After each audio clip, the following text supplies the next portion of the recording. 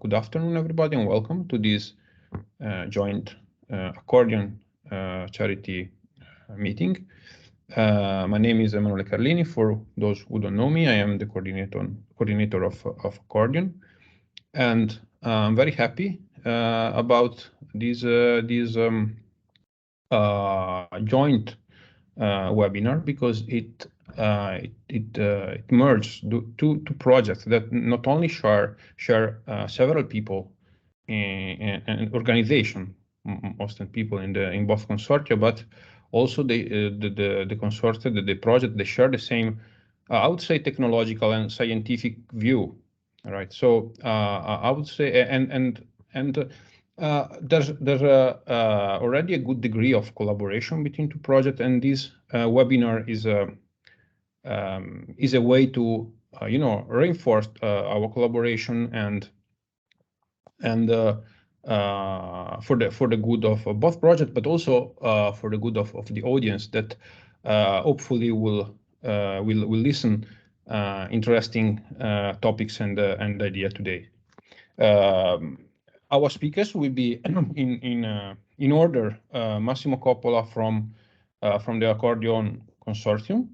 Massimo will speak about the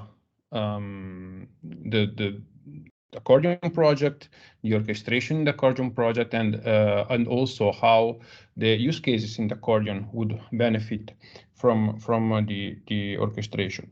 The second speaker would be Ferran Diego from the Charity Consortium that is explaining us a little bit of charity and how the edge computing is beneficial for XR application, which are very demanding in terms of interactivity and and then can benefit a lot from edge computing. And also it will provide some algorithmic insight about this topic. So Massimo, the stage is yours, and please go ahead with your presentation. Yes. That should be working. Can you see the screen? Yes, we can see. Okay. So, trying to.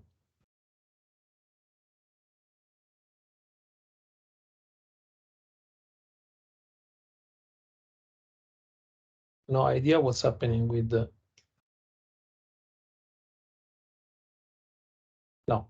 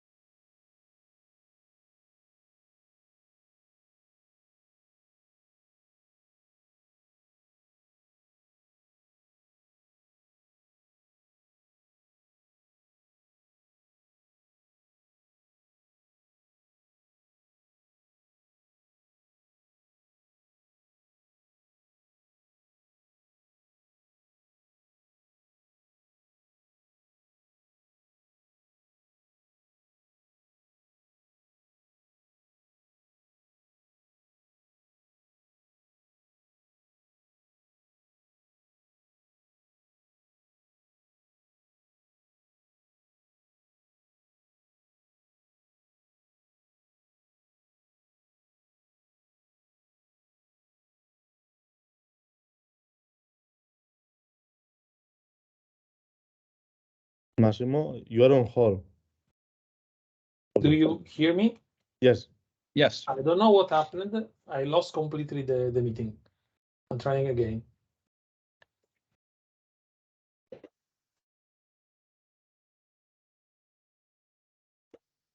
Okay. I presume you see my screen.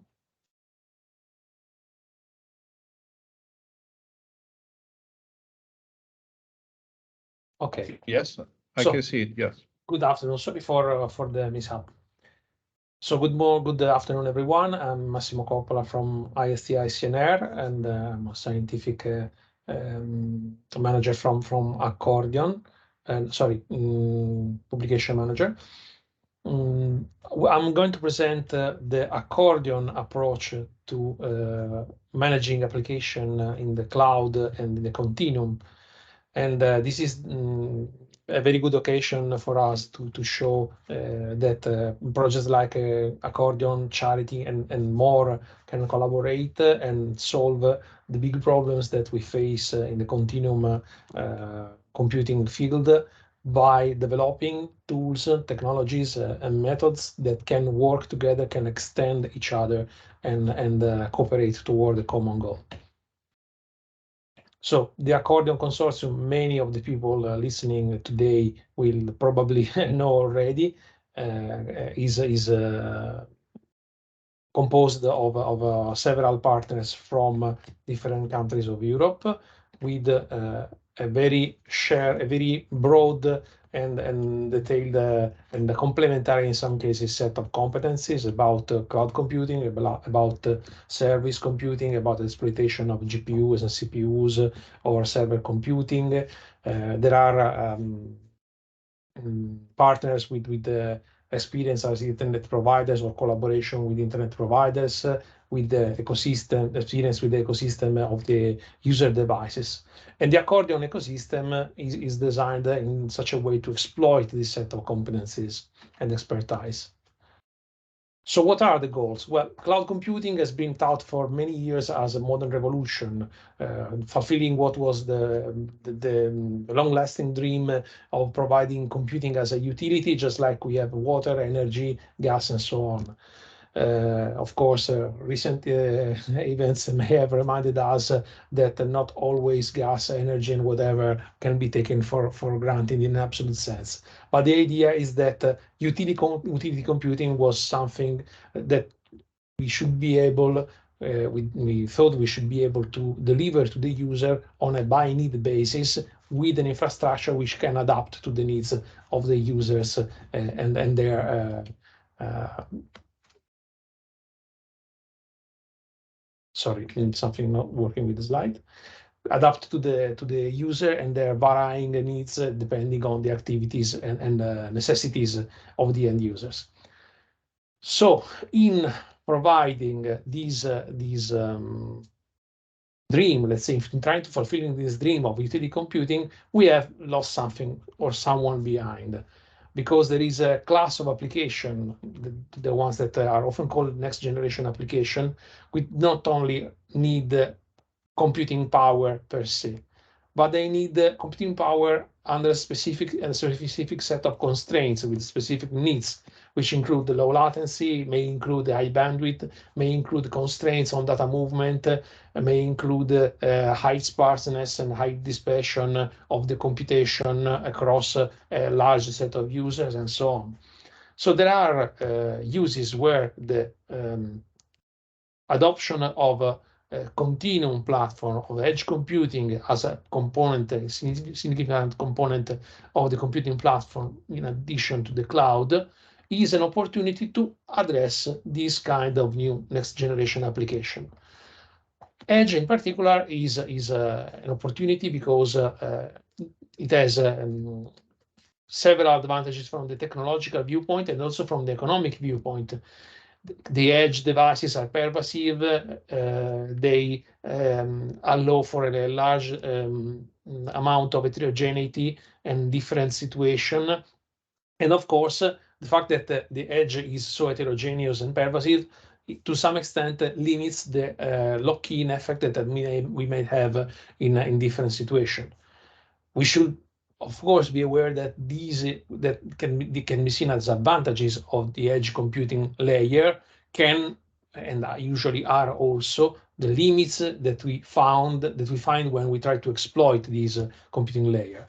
From the economic viewpoint, of course, having a large scattered, dispersed platform which we can leverage is in a sense an antidote to the movement of all our data and computation toward big cloud companies. It is an opportunity for increasing the development of small, medium enterprises, especially important for Europe. And again, from an economic viewpoint, this is a push toward the exploitation of federations, federation of providers of computation, and federation of provider of services and application. So there is definitely a strong interest in exploiting this edge layer together with the computing resources that are typical of the cloud. Well, the Accordion project tries to support the enlargement of this infrastructure pool that we have to include edge resources and several different kind and typologies of edge resources in order to have an increased coverage from the geographic point of view of users and enabling application which can be ubiquitous, can be collaborative, and in doing this, exploit these edge resources. Now, in Accordion, we have this approach that everything is an edge resource. So we try to extend the infrastructure pool with all kind of available network and computation resources. Those provided by telco operator, those provided by big cloud data centers, so cloud providers, those which are in the hands of the end user, and those which are located scattered geographically among the network and are possibly owned by different stakeholders in such a way that we have our first choices for deploying computation or for offloading computation. We have the first choice in nearby services, nearby hardware, nearby resources. And we leave the use of the public cloud, which is provides the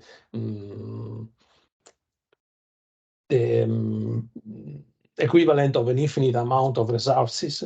We leave this exploitation of the public cloud as a last resort, or devoted to those cases when the huge amount of computational power and storage provided by the cloud, it is really needed by the user. The other idea that is underlying the Accordion approach is that by exploiting a large amount of edge resources which are closer to the user, we are also more able to manage the fluctuation of the resources due to the changing situation of the computing and storage and network resources themselves, or to the fluctuating needs of the users. So the infrastructure pool, sorry, there is an error in the slide, is going to be a pool of resources which enjoy low latency properties because they are close to the user, which are volatile because, of course, these are not large data centers which enjoy backups, redundancy, or whatever. So they are volatile, they are dispersed, and of course they are highly heterogeneous. So we need to provide suitable abstraction, suitable technologies to exploit these resources, hiding their heterogeneity, their volatility as much as possible to the user and to the application developer as well. The computational capacity overall will be fluctuating as well as the network performance. So we need to efficiently manage such pool, developing additional technology, developing new technology, which makes us able to monitor, to detect these variations, and to ultimately manage the platform in spite of this high degree of variability and actually exploiting the set of resources despite the fluctuations. Okay, I think these. Well, that's what I was saying before. Sorry, I did not underline well in the previous slide. The point is that we are not only providing these in order to assist the end user. In order to reach the end user, we need to assist application providers, application developers, and so we provide data services supporting this application, which enable this application to share data, to monitor the platform, to exploit the platform in a careful and in an optimum way, despite these fluctuations. One of the activities that, of course, are needed is the ability to migrate instances of application within the Accordion Continuum platform in order to exploit better condition from the resources and avoid being tied to resources which, as we said, are volatile. Within the project, can you still see the slide? Okay. Within the project, there are several use cases. I will be very quick about those demonstrators in order not to get into the details because there would be a very long discussion. But these demonstrators are actually focusing on the kind of next-gen application that, sorry.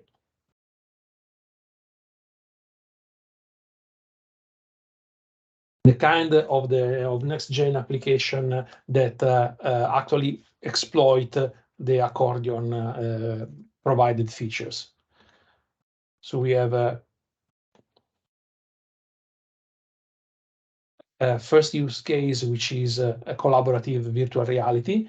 It is actually a platform for creating virtual reality medical scenarios, which are used as a collaborative experience in order to train, in order to make people experience situations which are remote or which are used for training without having the need for practically creating this training environment, or with the option to share the training in a much easier way among the target users.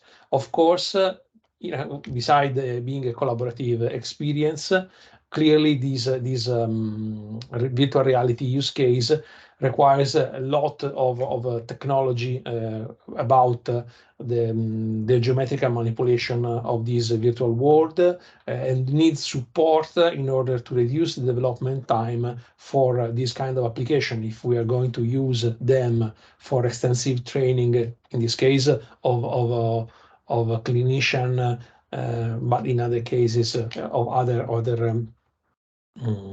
professional figures. Of course, we cannot afford to have a platform which forces us to spend a lot of time in developing, targeting the different devices and the hardware. We need to allow the application developer to focus on the VR experience without having to worry about how the set of resources in the edge and in the cloud are exploited. So in this context, there have been used several standards inside the use cases in order to increase the battery life of mobile devices, for instance, or to increase the experience, the quality experience of mobile user or user which are connected via Wi-Fi.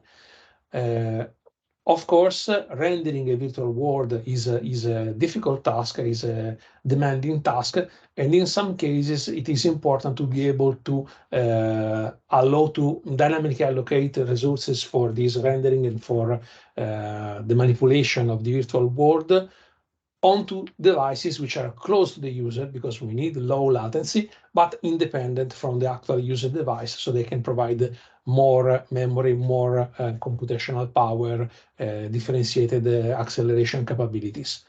So this is a use case which requires subtle and detailed control on the resources which are actually used as a proxy toward the user in order to guarantee that the quality of experience and the quality of service of this interactive application stays high. Another use case that we have in Accordion is a multiplayer mobile game where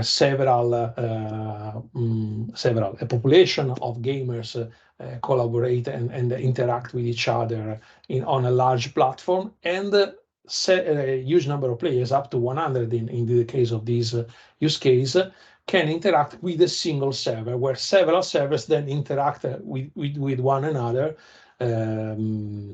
and which are spread on the Accordion Federation. And so we have several levels in these use cases where we exploit AI, because we need to govern and possibly migrate or replicate the server which serves a number of players, but also we have to work out an allocation of the whole set of servers which is able to follow the global set of users, which is able to serve them with suitable latency, suitable bandwidth, and suitable computation time in order to avoid that any of them, due to the geographic distribution of the game servers, is actually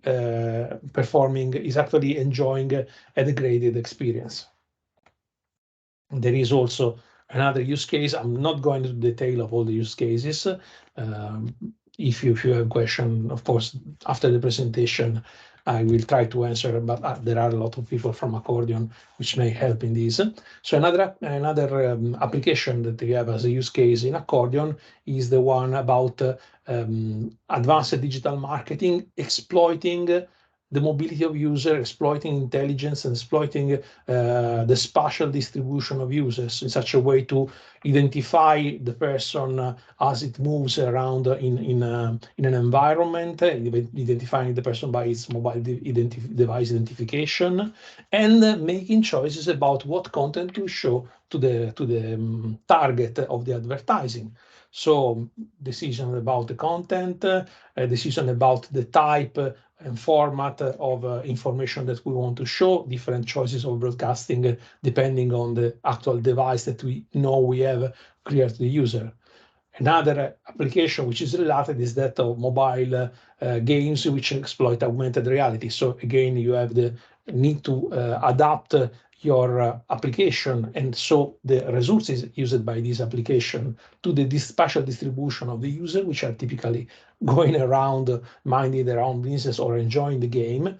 And so you need to support a multiplayer application which is used as a form of marketing, but nevertheless needs to deal with detecting user in real space, manipulating geometric 3D objects, adapting the game scenario depending to the user location or activity, and so on. So we have, again, a set of requirements for the Accordion application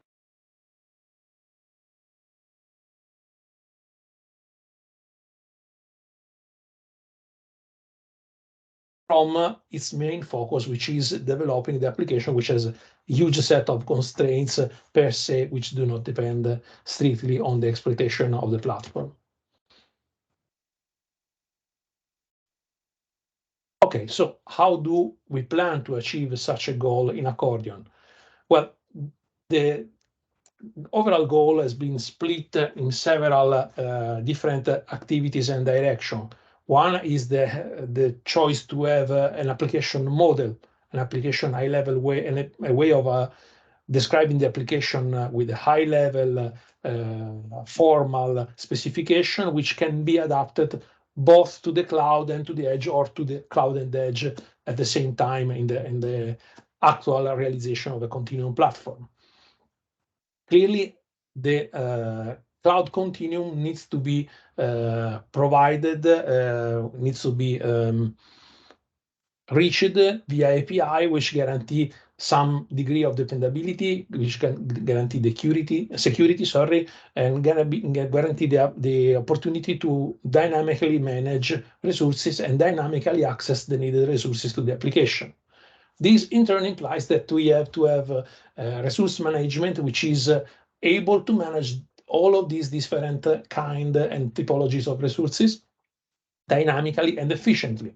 These more or less calls for advanced techniques of machine learning, of AI, in order to detect the resources and the application behavior, and make sure that we do not only match the current needs of an application with the current availability of the platform, which is already a complex issue, but we also try to forecast the requirements of the application in the future, and we also, as much as possible, try to forecast the behavior of the platform in the future, and we try to match this future behavior with each other. So in order to minimize the overhead that we have in managing such a dynamic situation. Clearly, orchestration is one of the more complex feature in this kind of situation, and still needs to be done quite efficiently. The overall approach of Accordion has to rely, in order to achieve a good trade-off between the ability to manage complex problems orchestration and resource management, and the need to do this efficiently, quickly, with not a lot of overhead, the obvious choice is to have a multi-level approach, which works for the orchestration and also works for other issues, which are data privacy, preservation, and data management with minimal overhead. This is the Accordion conceptual architecture. As you see, we have several layers in this overall platform. The combination of those is thought as to provide the security, privacy, and automation to application developer in DevOps style, I mean.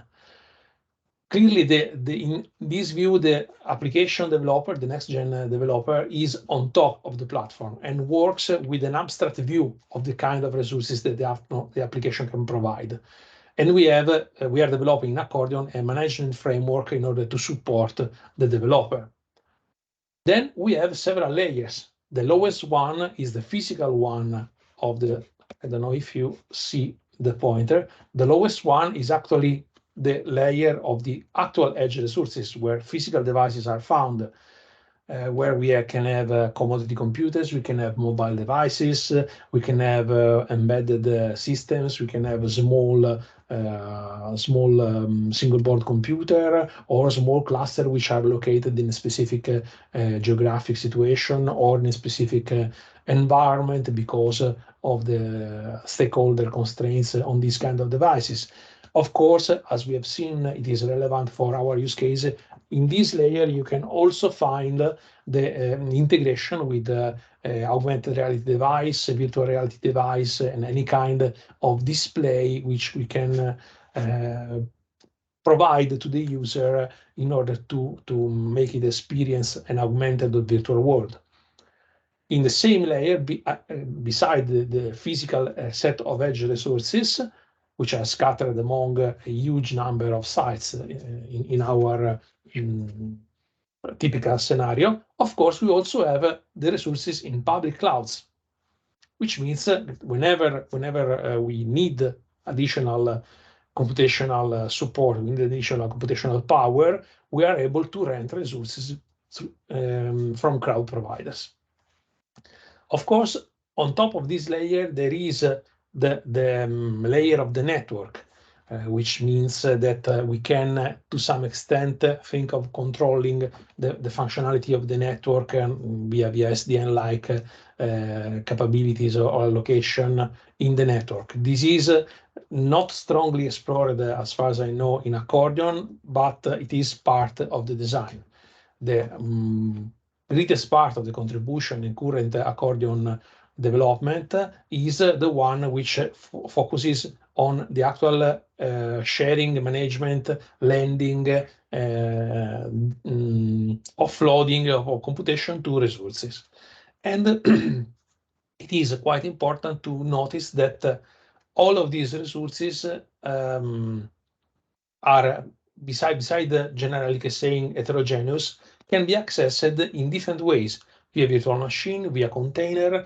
Within Accordion, there is also an activity in studying and investigating about the exploitation of unikernels in order to have the deployment of activities on power-constrained, energy-constrained, feature-constrained devices, which are typically found on the edge, with the minimal overhead possible. So exploiting the fact that the unikernel typically gets rid of most of the overhead implied by a general purpose operating system by splicing and cutting away all the function that the specific application we want to execute does not need from the kernel of the operating system, and thus realizes very low overhead container or VM to be run on constrained resources devices.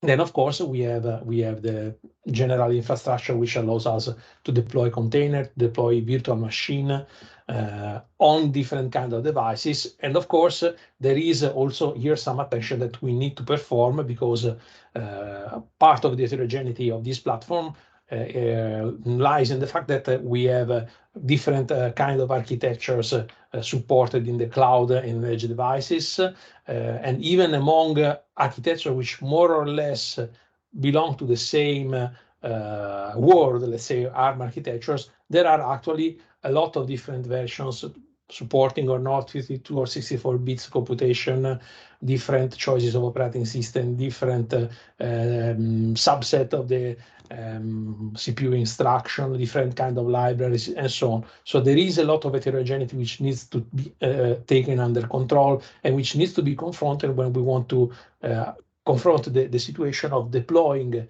part of an application without knowing in advance what kind of a device, a computing device, will accept the task of executing this. Here at the level of the computations, we have the abstraction of mini clouds, which I'm going to talk in a minute about. And on top of this, we have a further level of orchestration, where orchestration here means trying to deploy application or parts of application by choosing if they are going to be on public clouds, on edge devices, on aggregation of edge devices, which we call mini clouds, and being able to make this high-level orchestration in order to exploit group of resources, which are then managed by a further level of orchestration. So we try to provide a solution to the continuum exploitation, which is, let's say, holistic, in the sense that tries to take into account all the aspects of the problem. Of course, not all of them can be developed to the same degree of maturity in the course of a project, which is actually in this moment a little bit more than 3 years, because it's 3 years plus something. The organization of the work, which has been established in Accordion, is to have these 3 frameworks, one on top of the other, that work on different layers of the physical architecture that we have discussed, and provide all together an integrated solution for developing, running, deploying application on top of such a complex platform. So we have an application management framework, which allows the developer to actually create and control application. We have an edge cloud continuum management framework, which tries to tie together application and group of resources which we find in the platform, and an edge infrastructure pool framework, which is actually the one controlling this group of resources. Try to speed up because I see I'm late. So the edge infrastructure pool framework is basically what provides the abstraction of an edge mini cloud virtual infrastructure manager. So it focuses on lightweight virtualization as much as possible, or component deployment. It provides some storage infrastructure in a coherent way to groups of edge resources in such a way that it can be used for caching, for sharing the data locally. Provides resource characterization and monitoring, because these small set of edge resources, which we want to exploit for bigger application, needs to be characterized. We need to know what is inside the box for any specific set of edge resources in order to connect them to the cloud. And we need to monitor their behavior, because of course, as we said before, the behavior, physical location, power constraints, user request on these edge devices is continuously dynamically varying. So we need monitoring as an essential part of getting a hold on our physical platform of resources. And so for this, of course, we have a further kind of services on top of these sets of resources, which are the mini cloud, which are basically resource indexing and discovery, which provide a tie-in toward the cloud in order to quickly, efficiently discover resources which match the application specific requirements at a certain moment, and match a specific condition of availability at the certain moment. I'm trying to go to the next slide. I assume the presentation is still working. Okay. Okay, now we are on the next slide. So the Edge Cloud Continuum Management Framework is the middle layer that connects together all this group of edge devices managed as mini clouds or VIM. There is clearly the need of a further level of orchestration where we accept application and try to identify the resources for them. And these resources are typically found either on smaller aggregation of resources provided by mini clouds or by renting resources from public cloud providers. There are, of course, several aspects that we need to take into account when orchestrating and managing resources at this level. One is the aspect of trying to provide resilient execution, that is detecting when the resources are not matching the expected behavior and be able to migrate part of the application or the whole application to safer resources, to more resilient resources.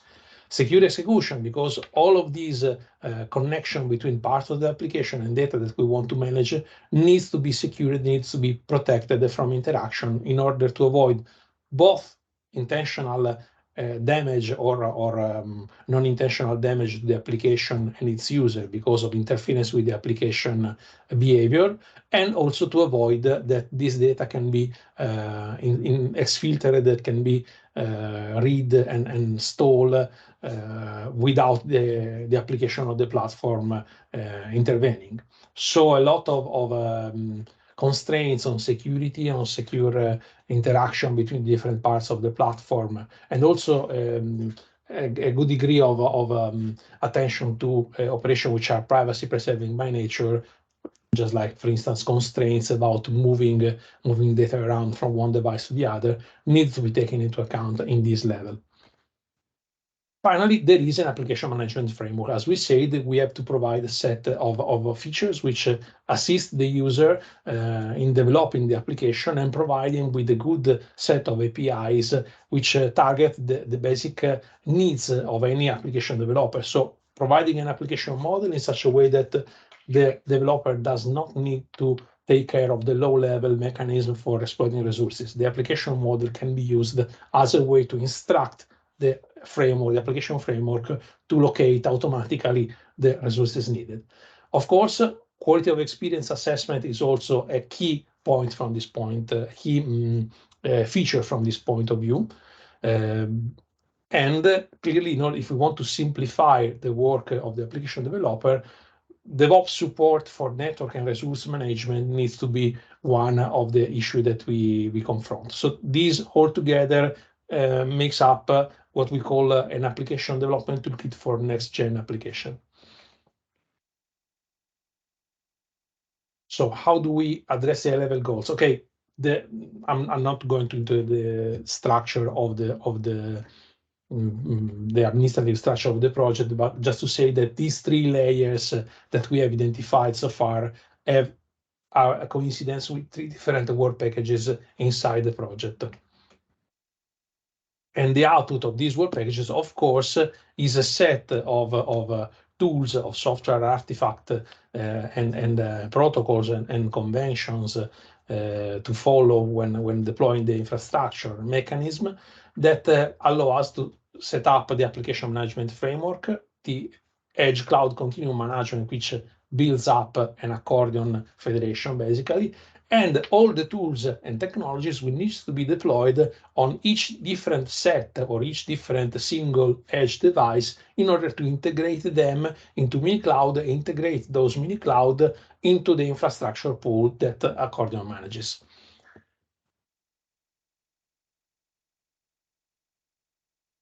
Again, problems in switching slide.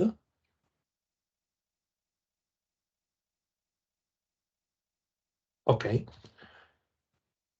The Accordion implementation methodology has been to have two full development cycle and one consolidation cycle at the end of the project. I think right now we are near the end of the second full development stint, and the integration of these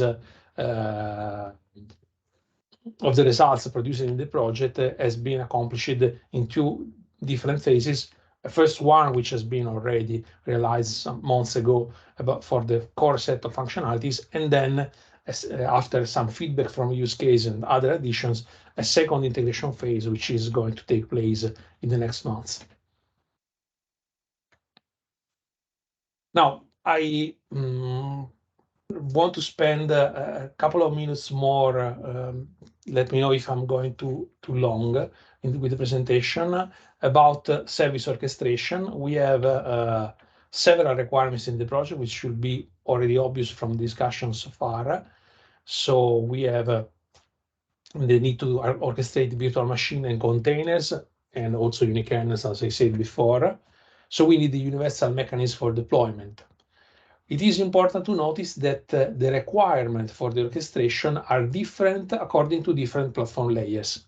So there is most probably efficiency or short service time on edge devices, and the requirements are more focusing on performance, on throughput, when we move to cloud, to resources in the cloud layer.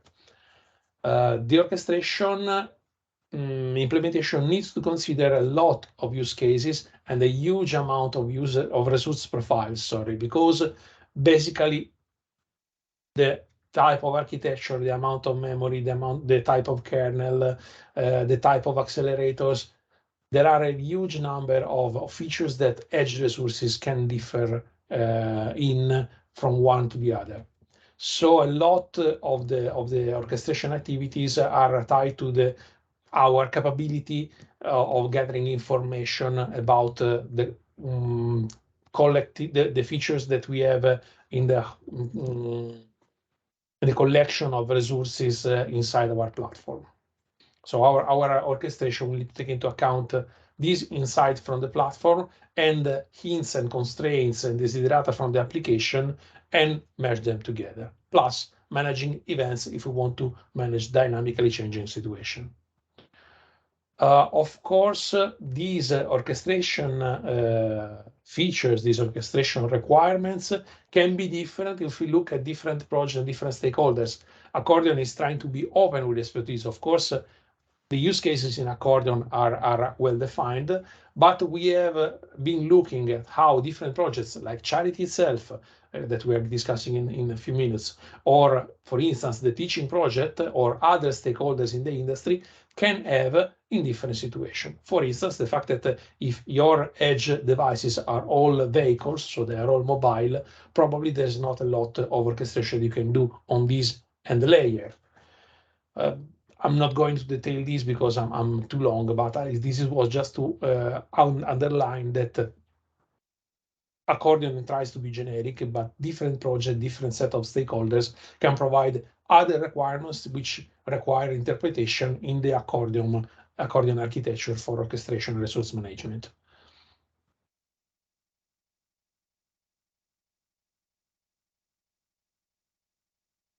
Okay. What we are doing right now is we are in the middle, actually near the end of developing this new platform with the platform as a service model in mind. The orchestration in Accordion tries to decrease latency between the closed nodes and tries to increase communication speed between first level nodes and end nodes. As we will see later, there may be more stringent constraints for the types of application. We try to use machine learning techniques as much as possible in order to detect the behavior of resources and applications, learning from high volume data scenarios or learn from the behavior of streaming application and so on. We try to learn and gather insights about resources, about storage and networks, and also ultimately from apps.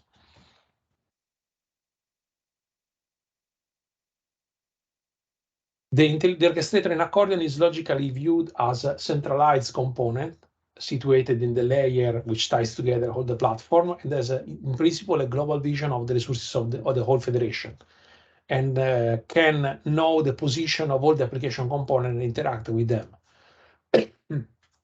The abstract vision of the federation group of resources is basically modeled through a representation graph, where every cloud set of resources or edge set of resources is represented by a vertex of the graph with proper annotation about the type and constraints of the resources which are there, constraints of the network to reach there, and so on. logical networks are between the different part of the platform are seen as the edges of the graph. So we have these labeled with their expected behavior, in principle with some reserve the capability of the network if we have the software not enabled to do this kind of reservation. Annotated with latency, with aggregated bandwidth estimation if we don't have strict control over the network link.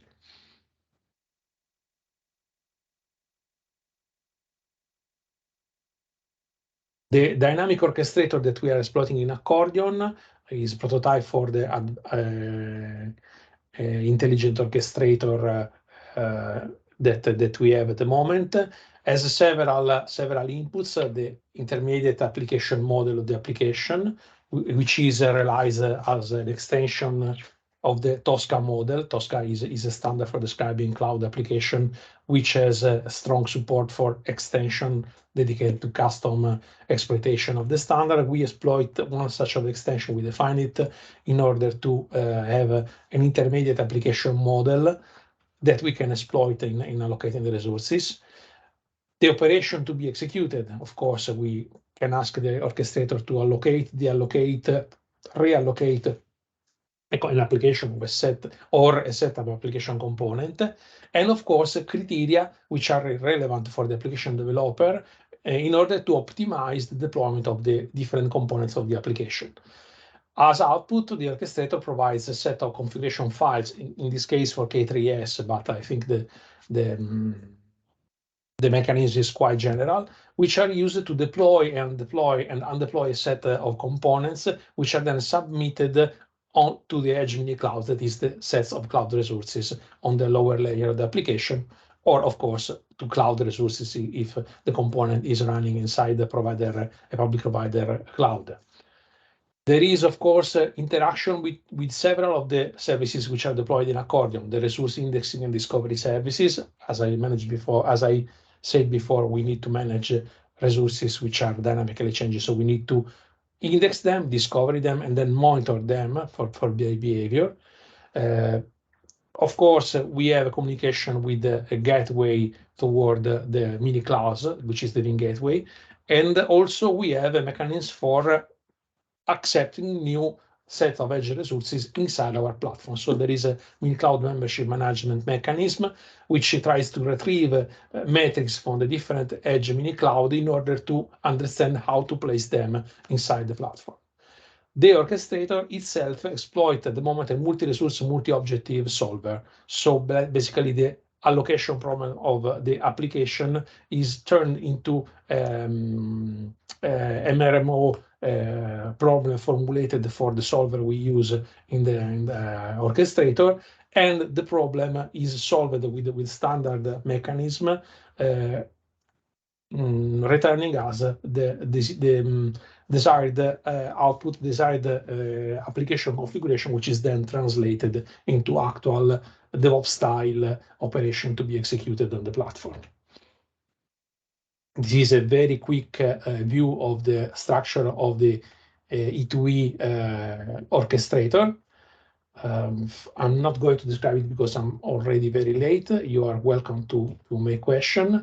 Of course, Accordion is aiming at achieving several different kind of impacts and several innovation from the point of view of products of software tools that we develop, and also of analysis recommendation about different processes for reaching specific goals that we have seen in Accordion. But again, I'm not going to be very long on this. And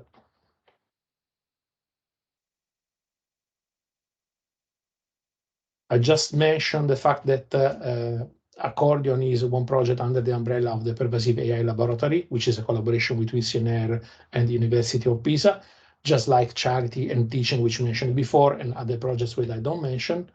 And that we are planning to have a third workshop sponsored by Accordion in conjunction with HPDC. Next year, HPDC 2023 is coming please look forward to participating in our workshop, because we think that the approach of Accordion has strong similarity and strong synergy with those of other projects, including charity. I think that is all on my part. Thank you very much, Massimo, for the interesting presentation and slides. So before to give the show to Ferran, I would like to ask if there are any questions for Massimo right now, or you can do them later if you have some question later on. But if there are now, we can have time for a couple. Hi guys. I have one, if possible. That is, I mean, besides what is currently performed in Accordion, in more as perspective, I'd like to know Massimo opinion on that. So you know that there are many initiatives that are being financed by EU, EC, on the idea umbrella of over the concept of meta operating systems for the computer continuum, with the ambition of providing layers that already embeds some kind of services that instead Accordion is providing as a platform, a programming platform. And I'd like to hear your opinion on which kind of those services that we tend to assume part of this cloud edge environment should be or to be moved at level of operating system or meta operating system, in your opinion? Well, the point here should be to really understand what is the definition, what are the boundaries of a meta operating system. Of course, several of the services which you develop in Accordion are needed in order to get a hold of the whole set of resources in the platform. So in principle, they are also needed if you want to develop a meta operating system for the cloud.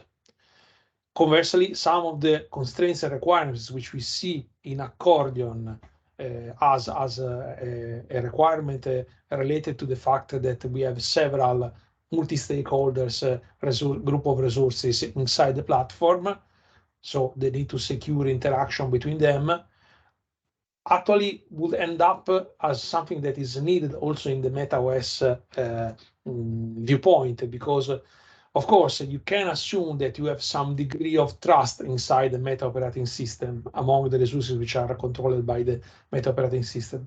But on the other hand, the actual physical interaction, physical access to these resources is by nature fragmented. So some way of providing security, privacy measures also inside the meta operating system would be needed.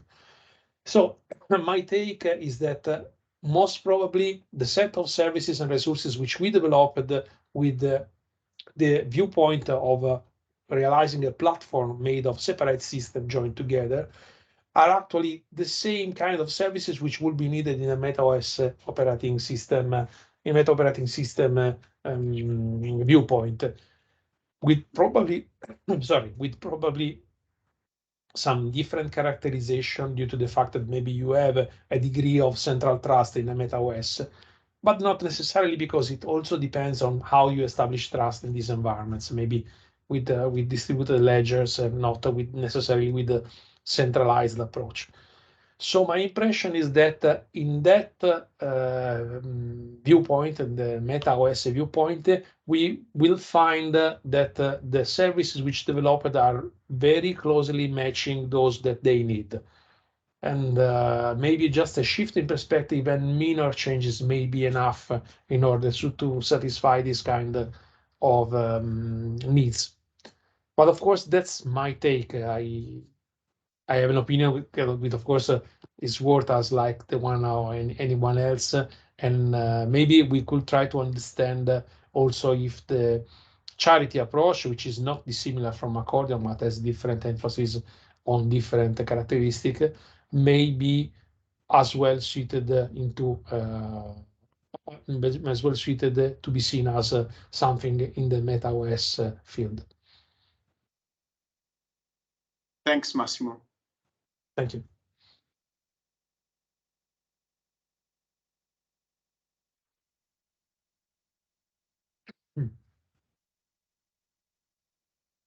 Emanuele, we can listen. Okay. Yes. Yes, I was muted. Yes.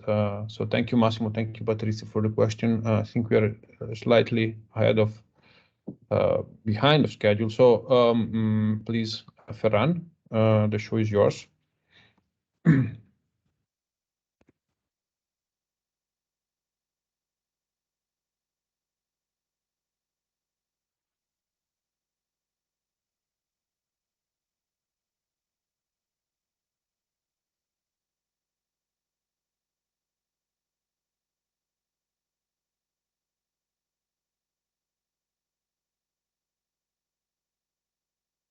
Your mic is off.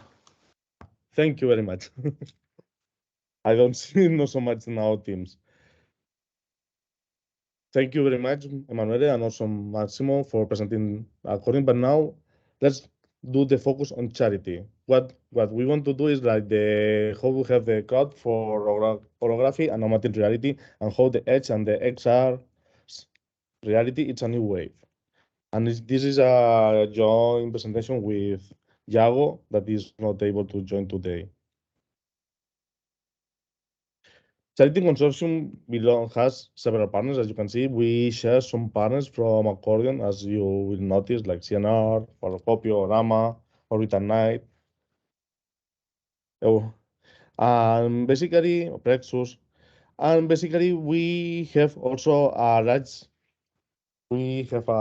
area of competence where we are able to have cloud infrastructure and technology providers, where we know about smart and autonomous orchestration, also about how to make information about the telcos, and also a lot of use cases, because this is a consortium where we have several use cases on holographic domain. As you can see, as application providers, we have like six partners that are able to provide applications to the charity platform. Basically, one of the main topic of charity is to have the immersive communications, where we have advanced media applications that allows you to have this immersive communication that it's getting normal in our life. And also, this has been reinforced after the pandemic, where all the people were at home and trying to have more personalized, more life experience with when we are starting to have communication with other people. And now it needs to have these social interactions if it's happening again. Of course, we have lessons learned from the last time. But the augmented and virtual reality is not a new concept, but it's a fascinating concept because we saw it in several films, the augmented reality and virtual reality. But now we are in a time that is getting more popular because of what we see, because we have now we have recent advance that means that we can make a significant progress in order to improve what is going on the holographic domain. Here we have the reality virtual continuum, where we have the real environment, basically what we have, and also we have the first layer of augmented reality, where we can put virtual objects inside of our real environment. What basically is something that happened with the Pokemon Go. But Pokemon Go went to this augmented reality that you also can interact with the objects. And then at the end, we can have the virtual reality, or like the metaverse that Facebook Meta, sorry, was creating. That is a immersion in a fully digital environment. Why it is important? Because the market size that is expected is like that it is growing really fast, and for the growth, and I think it's important to have a place in this market in order to create this application platform in order to be able to fulfill the market size, and also not in terms of money, but also in order to get the revenue. Because if the technology doesn't evolve, we cannot get this market. And also we have a lot of potential markets. But instead of going one by one, that it can be done in multiple domains, let's focus what we have in charity use cases. Because we have this real-time holographic application where we can have an holographic concert, or we can have a holographic meeting where a person is recorded and then you can put the holographic on top of the chair, or the holographic assistants. But also, not only we can have immersive virtual training. It means we can train people that's in Stanford can train people in China about medical training without the need of taking a person flying to a different country and avoid programs. And also we can visit a museum based on using this immersive virtual training or virtual reality. Or at the end, we can have some kind of mixed reality interactive application where we have a cooperative gaming where we can interact with the reality, and also we can able to train in aviation domain in order to train the pilots are trained without to buy expensive devices. What are the challenges that has been addressed within charity project? From a network standpoint, XR services are we need use cases needs to create a new class of services because we need a very ultra low latency, extremely large bandwidth, and huge data processing power because it's a lot of information that we need to transmit through the network and also to process because it's not because in order in order to be able to work on this, we need to process them, compress and decompress in order to avoid to fulfill the requirements. And also, we want to satisfy the user experience. We don't want to have issues with the when you are experienced in the immersive virtual reality because you don't want to have a delay because the delays are annoying, and that's why we need to increase this user experience and couple with the hardware and devices that are currently in the market. But also, we need to consider the advantages of this 5G because at the end, we need to create this ultra low latency, but not only using fiber, but also the radio operations.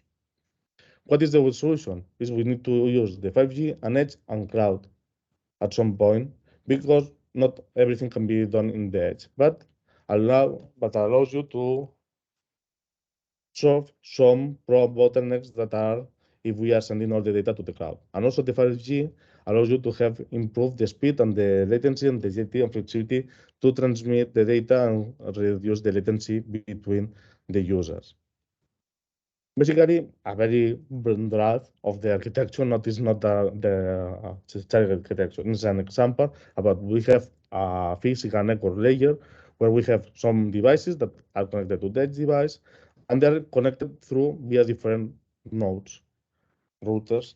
And then if we want, but we need to add some data sharing and compute in order to be able to perform these use cases. Because if not, we are not fulfill all the requirements and challenges that we have from the beginning. And that's why it's the importance of the edge computing as a solver of this challenge, because the edge computing always allows you to process the data close to the user and then reduce the bandwidth that you need to transmit between data centers and sensors. But also, we should decompose the applications into components and microservices in order to have an appropriate solution in order to deploy and manage our applications in order to have this hybrid edge cloud infrastructure. But then we need this importance needs the emergence of orchestration that is able to orchestrate these microservices in the cloud and the edge of the deployment of the edge infrastructure.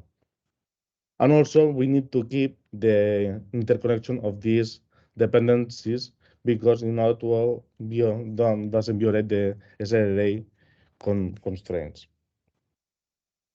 how we focus the orchestration. Now, let me explain how we should make, give you some organic insights in order to fulfill these requirements, and also how we can be able to address these challenges. One of them is the orchestration. But instead of making the orchestration, we want to do it via scheduling the user request, because at the end, the user request can be microservices, because the constraint nature of the edge networks pose by themselves very challenges, and then we need to manage the microservice workloads. It means how we distribute the workloads efficiently through all our edge cloud computing infrastructure. But also, we don't need only how we efficiently distribute, but also we need to take into account, not, as I said, not only the performance, but also the throughput and the latency constraints that these microservices contains, and also the communication between these microservices. What is a task scheduler? I will give you an overview, and basically we have a series of microservice queries where we have the task that we want to do. It's a completely generic, and some constraints like the latency and the performance of the quality of the experience or the quality of the service, and also the stream. What is the information that we will transmit into this microservice?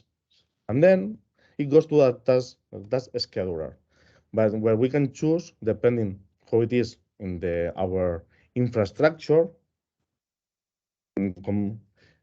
what is the best policies, like the closest that always we send everything to the edge, or in order to have that all the compute nodes has the same balance, or the farthest, or the cheaper in terms of money, or at random.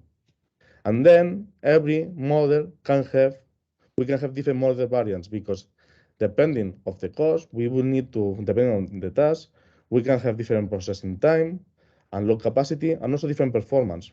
And then we can give what is the load if we are using this model, because maybe we can have different codecs for processing the images. And then, depending on the constraints, we can use a different codec while we are maintaining the quality of experience or the quality of the service.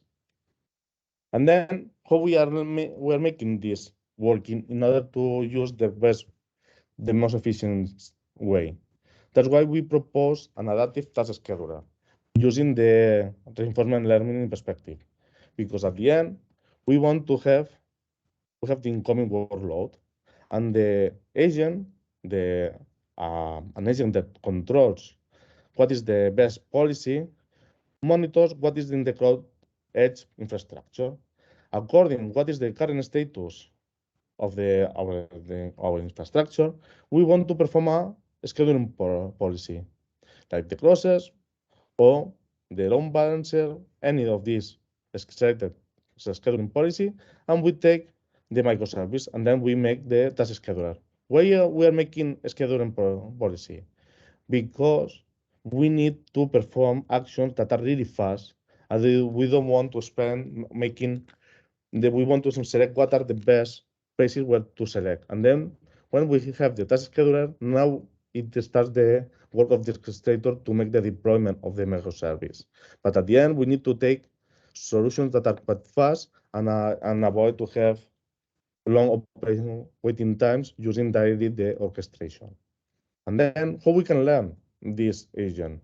At the end, we have an environment that is our infrastructure where we can measure how many microservices have been deployed, what is the latency, how many microservices has been rejected. And the idea is that we want to learn a reinforcement learning agent where we have these incoming workloads.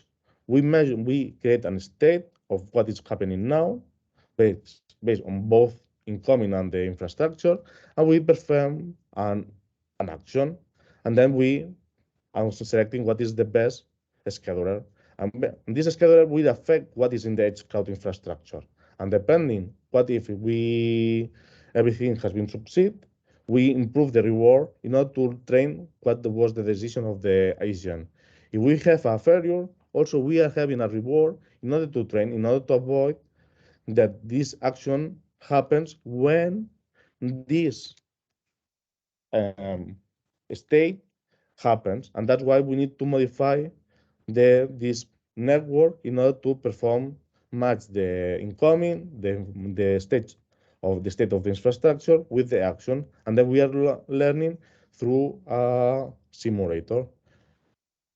But now we are able to transmit the jobs between the infrastructure. But also, as we said before, we need to know the connection between these microservices. We need to know how the traffic must be sent from one microservice to the other, and that's why we need dynamically adapted network awareness services, because we need to have mechanisms and approaches and algorithms that are supporting this kind of connection through the network and are computational efficient services.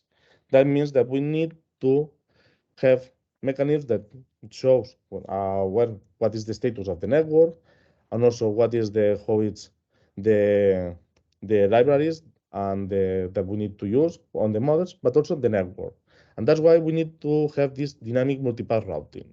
It means we need to know what is the best way to transmit the packets in order to ensure the reliability and accuracy of the information that we transmit between microservices, in order to divide critical traffic or have some load balancing along several routes at the same time in order to avoid some problems. Because, as I am showing you now, we can have some attacks like the link flooding attack, because since we are having a network topology between all the infrastructure, and also not only among the all the infrastructure, but also among the microservices, we can have some people, some adversaries can attack these links. It means that they can inject some low volume flows to the normal traffic between these microservices, and then we can have some issues and delays and increase the latency of these links, because they know what is the topology of the network, and then with the quality of the experience and the quality of the service will degenerate. And that's why we want to avoid, and that's why we propose a EqualNet that tries to obfuscate what is the topology of the network in order to avoid these links, and then the traffic routing mechanisms can work efficiently without the need of taking into consideration these attacks. And that's basically what EqualNet offers. What we are doing is like we equalizing the tracing flow distribution between the nodes and the links, because then if you have everything is equalized, it means they don't know what is going on through the links and what are the most popular nodes. And then we create some virtual nodes to avoid such analysis, to know what is the popular node. And then we always monitor how much topology information is leaked. And then we can dynamically refuscate the network, because the traffic can change over time. And also we know that as more information the person receives about the traffic, can leverage what is happening on the network topology. But I think, and then with this threshold allows you to keep a high degree of security about the network topology, and then fulfill the traffic has not some issues. But also there is another issue when we are trying to work on the edge, is the data sharing, because at the end, as what we mentioned before, is that the edge computing move data and computation closer to the user, to the client. But at the end, these edge devices has not a large storage. And that's why when we need to know what is the best way to make the sharing of the data between these edge clients and also edge devices. And one possible solution that we investigate is the analysis, the design, and the evaluation of the IPFS. But what is the IPFS in words? It stands for the Interplanetary Unified System. It's basically decentralized storage and the delivery network. in order to share the data. It's operational since 2015, but the idea is that you provide your data, it's in a node, and if you want to some person request this data, make the request, and the algorithm is able to know where it's the data stored and retrieve the data to the requester. And that's basically what we are investigating in order to use it for the edge devices. And basically, now for conclude the charity part, the charity use cases are basically, as I said, a key sample of multiple application patterns that we can have in the orographic domain, and also what charity architecture technology will be able to develop a complete framework for this immersive communication. And also, we are able to make a lot of innovation architectures, cloud architectures, in order to explore the edge solutions, computing and network continuum with autonomous orchestration, application-driven interfacing, and this is compatible with the infrastructure vendors because at the end is an abstraction layer.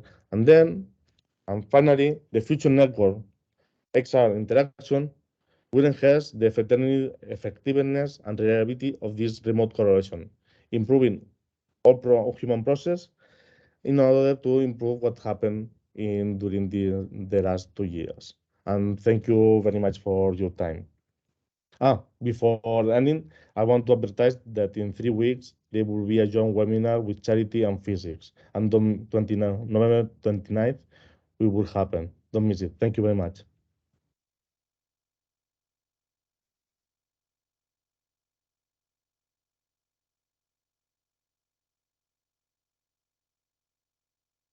Emanuele, you are muted.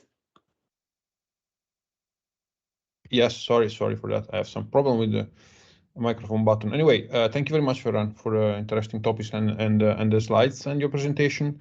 You've been very fast, so we have some time for additional questions. I see one raised hand. Yes, Kostas, please go ahead. That's me, yeah. Hi, Ferran. Thanks for the presentation. A question I'd like to ask is related to the kind of connectivity that you are assuming that exists between the various charity, let's say, computing nodes. Do you assume that there is a leased lines or something like that, or do you also assume that there might be the public internet, whatever infrastructure you need to use the public internet to connect your computational nodes? I mean, do you also consider 5G connectivity between the nodes or things like that, or do you think of different types of resource and network resources that are more dedicated to connecting those two nodes, like leased lines and things like that? I think if we want to have this ultra low latency, and also if we want to have this, if we are tackling the problem of high bandwidth, I think the 5G is not the best case, and that's why maybe we need to have these line fibers between computation nodes in order to have to be able to fulfill these requirements in the orographic domain. Because, for instance, and there's a simple example, when we are making deep learning, most of the computer servers goes to the PCI Express, and NVIDIA create a workstation that, in order to make fast inference with large models, what they are making is they create a protocol that communicates between GPUs instead of going to the PCI Express in order to improve the bandwidth. That's why we need to have a dedicated cable or fiber that connects the edge or different communication protocols, because at the end we don't have control on what's happening between one infrastructure point and the other one. I see. Yes, great, thanks. So that definitely makes sense then. There might be also solutions that are commercially available. Recently, at least, they became commercially available that you might want to have a look at, like, I don't know, the AWS local zones and things like that. So it might be, it might be relevant. So I'm just proposing that in case you're interested. Thanks. No, we are interested, but yes, but we can have it offline if you want. Yeah, sure. Yes. Thank you. Okay, thank you. Kostas, any other questions?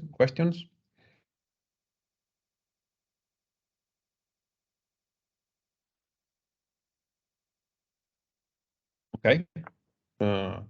Thank you very much to the speakers then. Thank you, Massimo. Thank you, Ferran, for your presentation. The seminar was very interesting, and I hope this is one of several other joint seminar between Accordion and Charity, perhaps even on some on the same topic, and to see how the two projects, even though similar, they approach to a solution, to a problem, perhaps with different solutions. So and also maybe this is an occasion that I hope made the collaboration between the two projects stronger, and I hope this kind of events and ideas between two projects would continue in the future. I also see connected Uwe and who is the coordinator of Accordion. Of Charity. So perhaps I don't know if Uwe, if you want to say something, or perhaps Tariq Taleb, who is the technical coordinator. Yeah. Thank you, Emmanuel. I mean, as I told you and as I wrote to you in my email some days ago, definitely such kind of collaboration is highly welcome. And somehow I'm actually involved in Accordion as Oulu University, and also involved in Charity as ICT official. So I'm actually in favor of the collaboration between the two projects. Yeah. Great, thank you. And definitely this webinar was something which was really good in that sense. Okay, can you hear me now? Yes, Uwe, please go ahead. Yeah. I just want to confirm what Tariq just said. So yeah, I think it would be very beneficial if we could intensify our cooperation, as the topics we are working on is really close. So I know we already have some good interaction also thanks to the overlap of many of the partners in both consortia. So I think this is good what we have started, but indeed we should look at how we could further intensify, and organizing further such events is certainly one part, or one thing that we could do. But I suggest that we also have a discussion on what additional actions we could do in order to really benefit from each other, because I think it really makes sense as we are working on so similar topics and with a lot of partners on both sides. Yes, I agree, and we will do that. So we are in time. Thank you very much again to the speakers, to the attendees, and I think we can close the meeting. See you to the next one, and thank you again. Thank you. Bye. Thank you. Thank you. Thank you and goodbye. Bye. Thank you.